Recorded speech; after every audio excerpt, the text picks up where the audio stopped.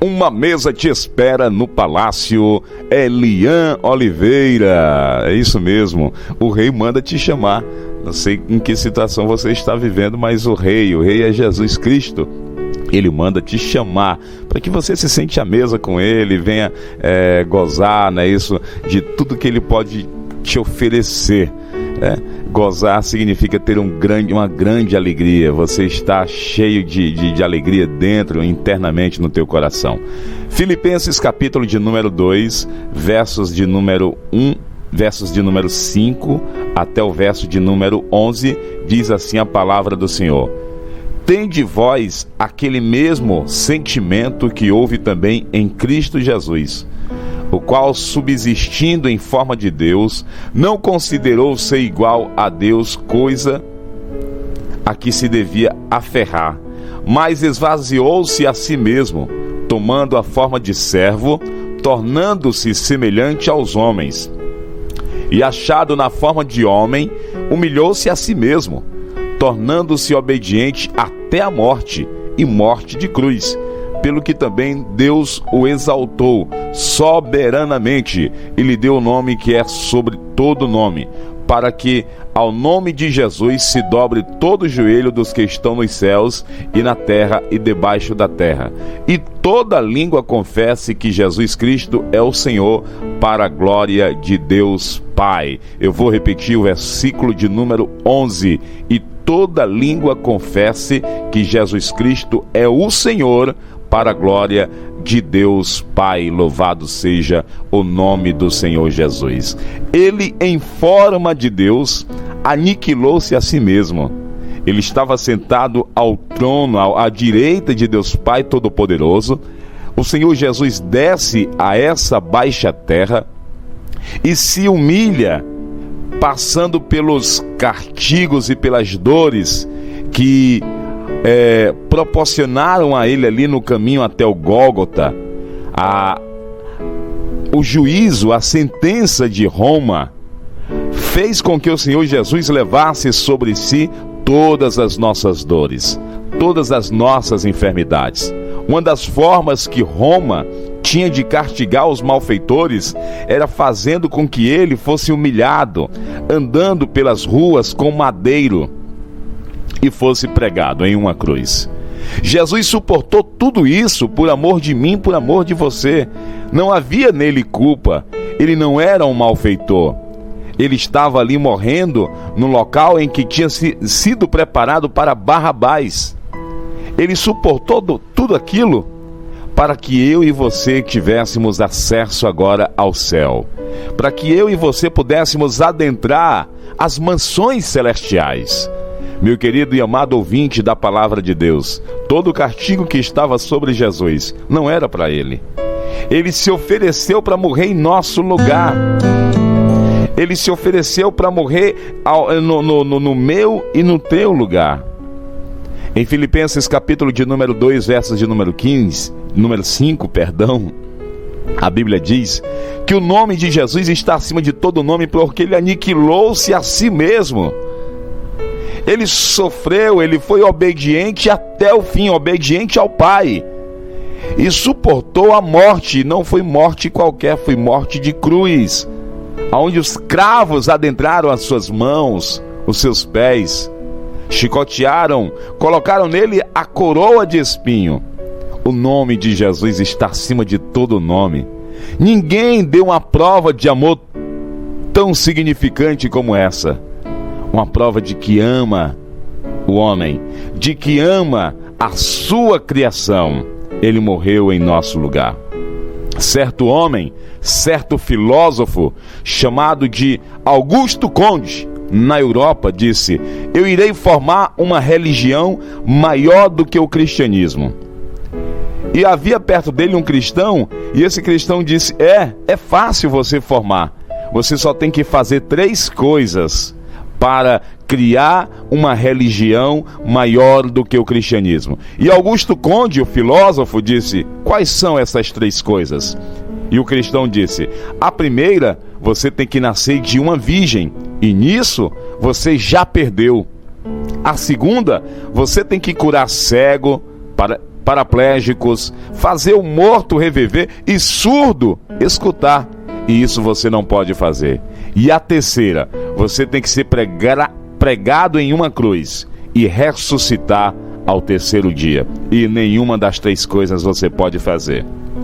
Diz a história que Augusto Conde, um filósofo, disse: eu confesso que só o nome de Jesus está acima de todos os nomes. Só o nome de Jesus é sobre todos os nomes. Louvado seja o nome do Senhor Jesus.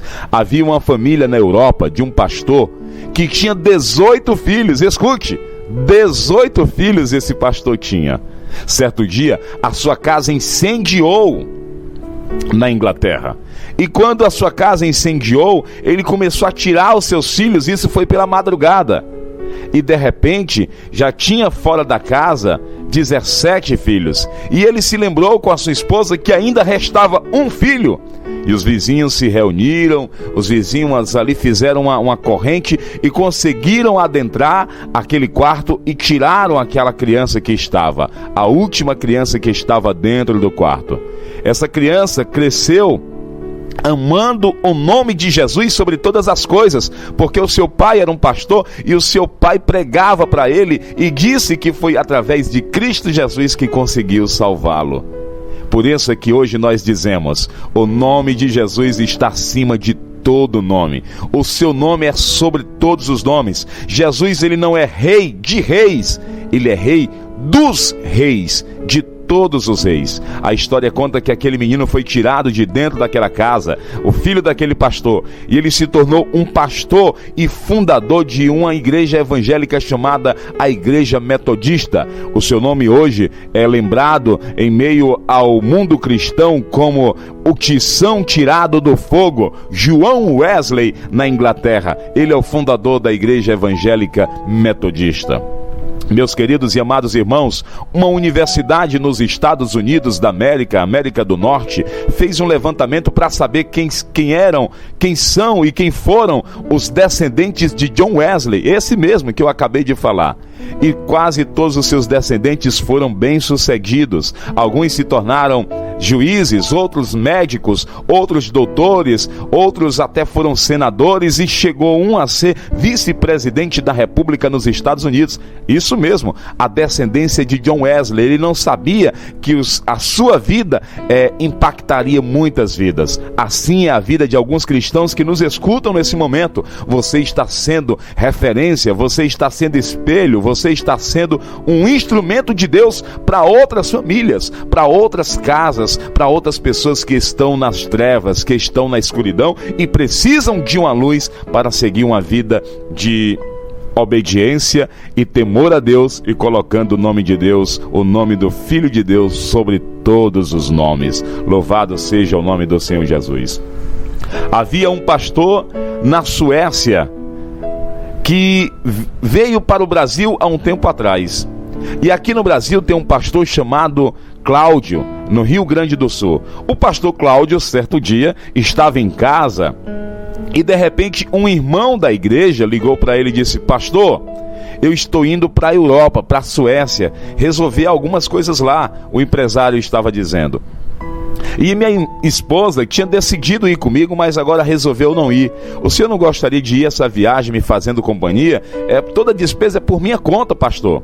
E o pastor Cláudio disse: irei, com certeza. Quem é que não quer ir para a Europa com uma viagem tudo pago? O pastor Cláudio foi para a Suécia com esse empresário. Quando chegou lá, o pastor Cláudio visitou as redes sociais e soube que o reverendo David Onshu, que é um pastor da Coreia do Sul, estava na Suécia pregando num estádio. E então ele resolveu ir para esse estádio assistir o culto, pastor Cláudio. Quando ele está no estádio assistindo o culto, passa um jovem lá embaixo na arquibancada, e Deus disse ao coração do pastor Cláudio: Cláudio, vai lá e ora por aquele jovem. Aí o pastor Cláudio disse: mas Senhor, eu não conheço esse homem, eu não sei falar o sueco, como eu irei orar por ele? Aí a voz de Deus bradou mais uma vez dizendo: Cláudio, vai orar por aquele homem. Então o pastor Cláudio saiu acompanhando aquele jovem. Em certo momento, o jovem que estava ali, ouvindo a mensagem, a pregação da palavra pelo pastor David Unshu, da Coreia do Sul, que estava na Suécia, deitou no gramado. E aí foi, de repente, o pastor Cláudio chegou perto dele e começou a orar por ele em português. De repente, meus queridos e amados ouvintes, esse jovem se levantou e saiu correndo pelo estádio, dando pulos, salteando, dando aviãozinho. Aí o pastor David Unshu, pastor da Coreia do Sul, que estava pregando na Suécia, disse assim: que movimento é aquele? Tragam aquele jovem aqui. Aí levaram o jovem até a presença do pastor que estava pregando. E o pastor disse: por que você está tão alegre? Por que você está dando pulos? Por que você está fazendo aviãozinho? Aí aquele sueco disse: pastor, eu sou sueco, meus pais são suecos, mas o meu pai foi enviado como missionário para o Brasil, e nós moramos no Brasil 10 anos, e hoje, antes de vir para esse culto, eu disse a Deus: eu vou te procurar só mais essa vez, eu vou te procurar só mais essa vez. Se o Senhor não mandar uma pessoa falar comigo hoje em português, orar por mim hoje em português, eu vou acreditar que o Senhor não me ama mais e que o Senhor me abandonou. E quando eu estava aqui no estádio, eu deitei no gramado, chegou um pastor e orou por mim em português. É por isso que eu estou dizendo que Deus me ama. Ele mandou uma pessoa orar por mim da forma que eu pedi. Louvado seja o nome do Senhor Jesus. E o pastor Cláudio, aqui no Rio Grande do Sul, conta esse testemunho. Louvado seja o nome do Senhor. Jesus, ele tira uma pessoa de um país e leva a outro, somente para dizer para aquela outra pessoa que ele ama. Ele ama a sua criação. Nós somos criaturas feitas pelas mãos do Senhor. A Bíblia diz que Deus não fez o homem para o homem ir ao inferno. O homem vai ao inferno por causa da sua desobediência. Observe que Filipenses capítulo 2 diz que Jesus foi obediente até a morte, e morte de cruz. Isso mesmo, Jesus foi obediente até a morte e morte de cruz. Meu querido e amado ouvinte da palavra de Deus, o Senhor Jesus, ele te conhece. Ou seja, o Senhor Jesus sabe quais são as roupas que você gosta de usar, os lugares que você gosta de frequentar, as comidas que você gosta de comer.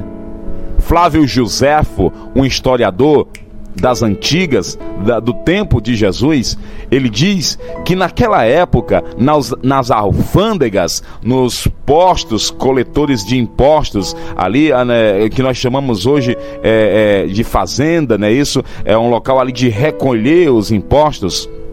Flávio Joséfo disse que era costume que todos os cobradores de impostos ficasse 170 cobradores de impostos de um lado sentado e 170 cobradores de impostos de outro lado.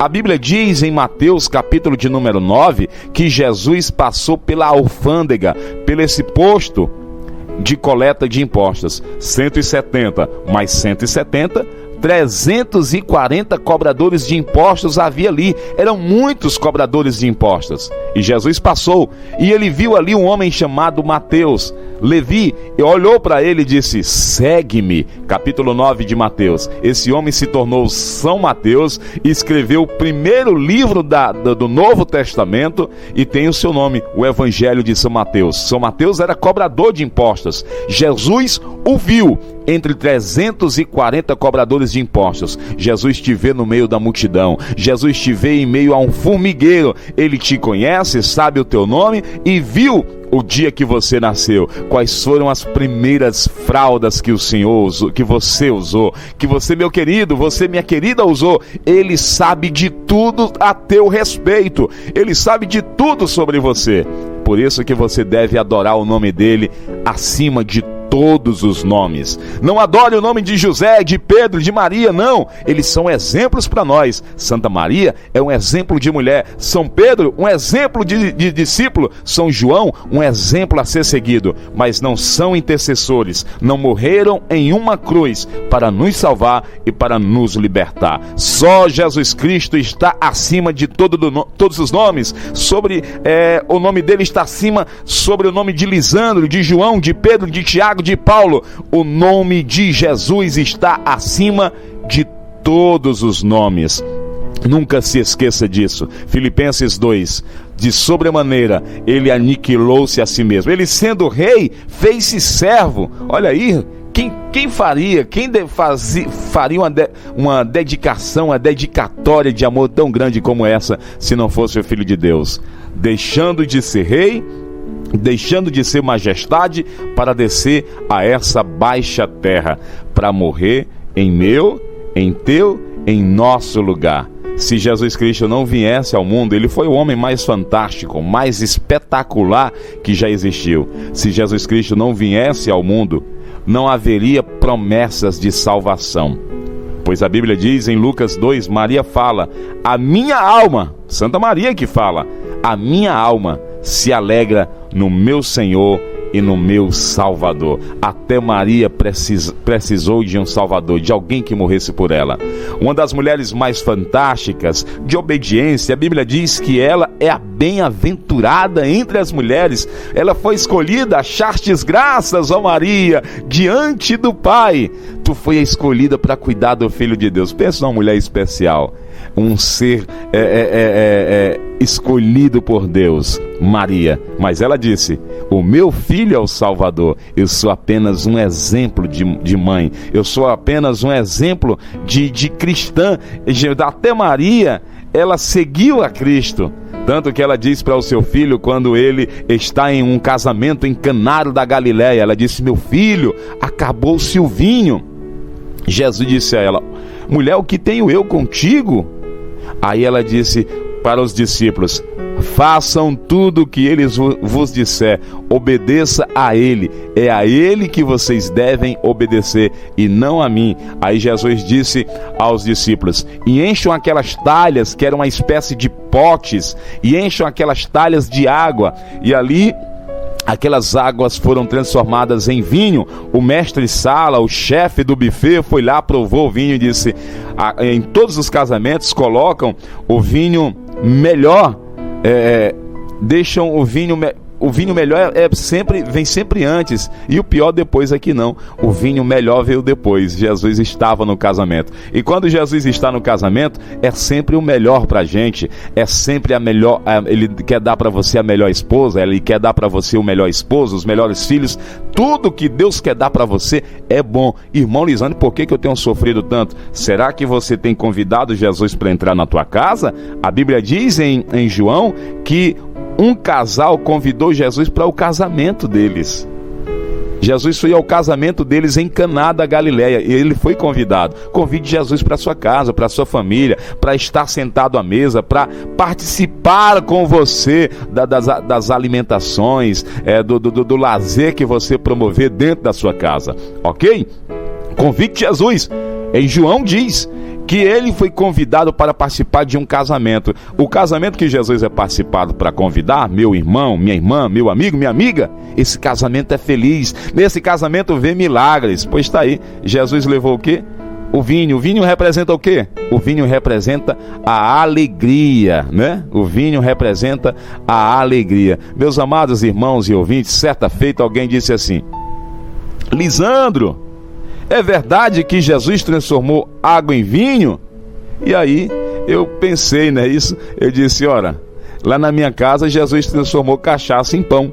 O que eu gostava com álcool, bebida alcoólica, eu gasto com bolo, eu gasto com um cuscuz, um lanche de noite, um suco de manga, a minha alimentação e a alimentação da minha família. Jesus pode fazer um milagre sim, basta você crer. Apenas creia e convide Jesus Cristo para entrar em sua casa. Amém?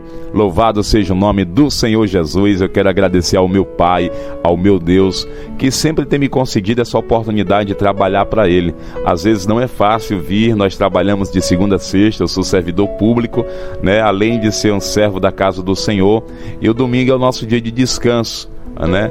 Mas o pagamento sempre vem do Senhor. Eu faço por Deus, eu faço por Deus. E agradeço ao Senhor por me dar essa voz, por me dar essa eloquência, essa oratória, porque se Ele me deu é porque Ele quer usar na sua obra para alcançar outras vidas, outras pessoas. E nós devemos fazer esforço pelo nosso próximo. É por isso que eu estou aqui. Eu quero orar pelas pessoas que nos escutam nesse momento.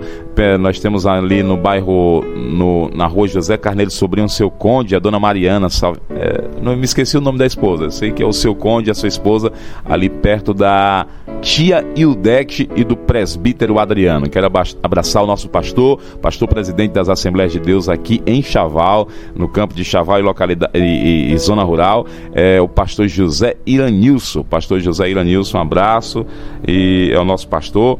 E também quero abraçar todos os dirigentes, irmão Vandervaldo, irmão José Hildo, irmão Gilmar, presbítero Menezes, irmão Túlio, nosso irmão Expedito, irmão Francisco lá no Carneiro, todos os dirigentes. Eu mesmo sou dirigente da congregação das Assembleias de Deus na localidade do Retiro, congregação que Deus tem abençoado. Quero inclusive abraçar a irmã Rita, a irmã Zilda, que sempre nos escutam. Que Deus abençoe, irmã Rita, esposa do seu Carlos Mota, e também abraçar a irmã Zilda, esposa do irmão José Aprejo. A todas as irmãs, presidente lá da oração, do ciclo da oração, irmã Edila, irmã Raimunda Rosa, a todos os irmãos do Retiro, irmão Antônio Radu, abraço a todos os cristãos que nos escutam nesse momento. Vamos orar? Pai amado, Deus eterno, louvado e engrandecido é o teu nome. Senhor Jesus, eu falei aquilo que eu tinha me preparado ontem para levar ali no culto em Barroquinha, e também apliquei hoje aqui aos nossos ouvintes. Papai do céu,